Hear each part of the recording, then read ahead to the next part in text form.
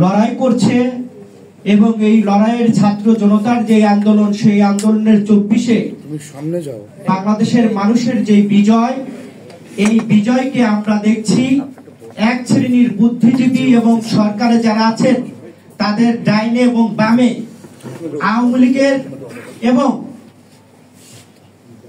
ভারতের আধিপত্যের প্রেতাত্মারা ঘুরে বেড়াচ্ছেন, যার কারণে গতকাল বদিউল আলম মজুমদার যে কথাটি বলেছেন যে আওয়ামী লীগের নির্বাচন অংশগ্রহণে কোনো বাধা নেই, এই বদিউল আলম মজুমদারের কথা সারা বাংলাদেশের মানুষ প্রত্যাখ্যান করেছে এবং আমরা প্রত্যাখ্যান করেছি। বাংলাদেশের সবচেয়ে ভয়াবহ 3টি হত্যাকাণ্ড হয়েছে, সেই ভয়াবহ 3টি হত্যাকাণ্ড ঘটিয়েছে এই গণহত্যাকারী শেখ হাসিনার নেতৃত্বে। একটি হলো বিডিআর হত্যাকাণ্ড, আরেকটি হলো শাপলা চত্বরের হত্যাকাণ্ড, আরেকটা হলো জুলাইয়ের যে ছাত্র আন্দোলনের হত্যাকাণ্ড। এই গণহত্যাকারী শেখ হাসিনার যেই রাজনৈতিক দল নামক আওয়ামী লীগ, যেই খুনি লীগ, দর্শন লীগ, রিক্সা লীগ, শ্রমিক লীগ, যাদের দ্বারা গত 17 বছরে বাংলাদেশের মানুষ নির্যাতিত হয়েছে, গুম হয়েছে, খুন হয়েছে, কারাগারে থেকেছে, তাদেরকে পুনর্বাসন করার জন্য যেই স্বপ্ন অন্তর্বর্তী সরকারে যারা আছেন তারা দেখছেন এবং বদিউল আলম মজুমদার দেখছেন, তার মানে এখানে বাংলাদেশের মানুষের সন্দেহ হচ্ছে।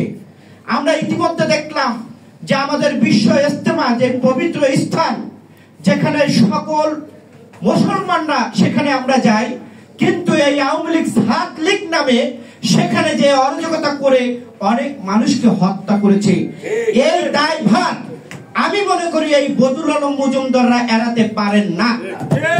যদি যারা খুনিদেরকে পৃষ্ঠপোষকতা করার জন্য তৈরি হন এবং জাতিকে আহ্বান জানান, তারা কিন্তু এই খুনের দায় এড়াতে পারেন না, তারাও এই খুনের সহযোগী বলে বাংলাদেশের মানুষ মনে করে। ইতিমধ্যে বিভিন্ন রাজনৈতিক দল এবং ছাত্র জনতা বদিউল আলম মজুমদারের কথাকে প্রত্যাখ্যান করেছে এবং অন্তর্বর্তী সরকার তারা রোড ম্যাপ না দিয়ে তারা বলেছেন যে একটি নির্বাচন হতে পারে। তার মানে এখানে আন্তর্জাতিক এবং দেশি যে ষড়যন্ত্র, এই ষড়যন্ত্রে প্রমাণ হচ্ছে আওয়ামী লীগকে তারা পুনর্বাসন করার চেষ্টা করছে। বাংলাদেশের মানুষ মনে করে এই গণহত্যাকারী যে দল আওয়ামী লীগ নামক যে রাজনৈতিক দলটি, এই দলের গত 17 বছরের অপকর্মের বিচার না হলে বাংলার মাটিতে তারা রাজনীতি করতে পারবে না। বাংলাদেশের মানুষের কাছে ক্ষমা না চাইলে তারা রাজনীতি করতে পারবে না। আমরা নতুন করে যে নাটকটি দেখতে পাচ্ছি, এই গণহত্যাকারী শেখ হাসিনাকে সারা বিশ্বের মানুষ যখন, বিশ্ববাসী যখন তাকে আশ্রয় প্রশ্রয় দিচ্ছে না, কিন্তু নতুন করে দেখলাম এই শেখ হাসিনার প্রেমিক মোদি তাকে কোলে তুলে বাংলাদেশ নিয়ে ষড়যন্ত্র এবং অরাজকতা করার চেষ্টা করছে। আমরা এই মোদির যে অরাজকতা, সেই অরাজকতা কখনো আমরা করতে দেব না এবং রুখে দেব। ইসকন এবং হিন্দুদের নিয়ে এই আওয়ামী লীগ এবং ভারত একটি ষড়যন্ত্র করেছিল, আপনারা জানেন, চট্টগ্রাম এবং রংপুরে। সেই ষড়যন্ত্র ব্যর্থ হয়ে নতুন করে তারা ষড়যন্ত্র করছে মসজিদ এবং মন্দির নিয়ে। আমরা নতুন করে যেটি দেখলাম বিশ্ব ইজতেমা, আমরা এখানে যারা আছি তাদের সকলকে সজাগ থাকতে হবে। যদি সজাগ না থাকি, আকাশের যে রাজনৈতিক কালো মেঘ দেখা যাচ্ছে সেখান থেকে পরিত্রাণের কোনো উপায় নেই। আমরা নতুন করে আবার শুনতে পাচ্ছি তারা নাকি ডিসেম্বরে ঢাকা দখল করবেন। আমরা প্রশ্ন রাখতে চাই, আমাদের বীর মুক্তিযোদ্ধা জনাব জয়নুল আবেদিন ফারুক ভাই আছেন, তাকে কিভাবে পিটিয়ে হত্যা করার চেষ্টা করেছিল, কিন্তু আল্লাহর রহমতে তিনি গণতন্ত্র এবং মানুষের ভালোবাসায় বেঁচে আছেন। আমরা বলতে চাই এই বদিউল আলম মজুমদারদেরকে ওখান থেকে সরাতে হবে। যদি না সরানো হয়, বাংলাদেশের মানুষ কিভাবে তাদেরকে সরাতে হয় সেটা জানে এবং অন্তর্বর্তী সরকারে যারা আছেন তাদেরকে বলতে চাই অচিরে এই নির্বাচনী রোড ম্যাপ ঘোষণা করুন। যদি ঘোষণা না করুন, তাহলে বাংলাদেশের মানুষ যেভাবে 5ই আগস্ট শেখ হাসিনাকে তাড়িয়ে দিল্লিতে মোদির কোলে দিয়েছে, আপনাদেরকে এভাবে তাড়াবে, কিন্তু আপনারা কোথায় যাবেন আপনারাও চিন্তা করতে পারবেন না।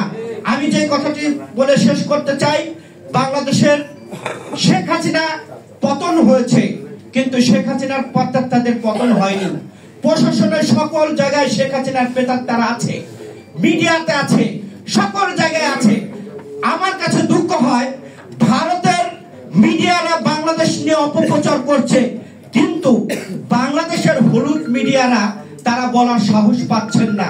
বন্ধুরা, দল বল নির্বিশেষে এই ভারতের আগ্রাসনকে আমাদের রুখতে হবে। আমরা যদি রুখতে না পারি, তাহলে আকাশের যেই অন্ধকার, সেখান থেকে আমরা পরিত্রাণ পাবো না। আর যতই নির্বাচনের কথা বলবো, নির্বাচন কিন্তু তারা দিবে না। তাই সকলকে ঐক্যবদ্ধ ভাবে থেকে 5ই আগস্টে যেভাবে শেখ হাসিনাকে আমরা তাড়িয়েছি, সেইভাবেই আবার এই সরকার যদি নির্বাচন না দেয়, তাহলে তাদেরকে তাড়াবো। বদরুল আলম মজুমদার, অন্তর্বর্তী সরকারের ডাইনে এবং বামে যারা আছেন, তাদেরকে আহ্বান জানাচ্ছি, আওয়ামী লীগকে যারা পুনর্বাসন করার চেষ্টা করবেন, সহযোগিতা করার চেষ্টা করবেন, তাদেরকেও বাংলাদেশের জনগণ নিয়ে আমরা রুখে দেব। সকলকে ধন্যবাদ জানিয়ে আমি আমার কথা শেষ করছি। দেখা হবে রাজপথে, কথা হবে স্লোগানে, হয় লাশ না ইতিহাস। আল্লাহ হাফেজ।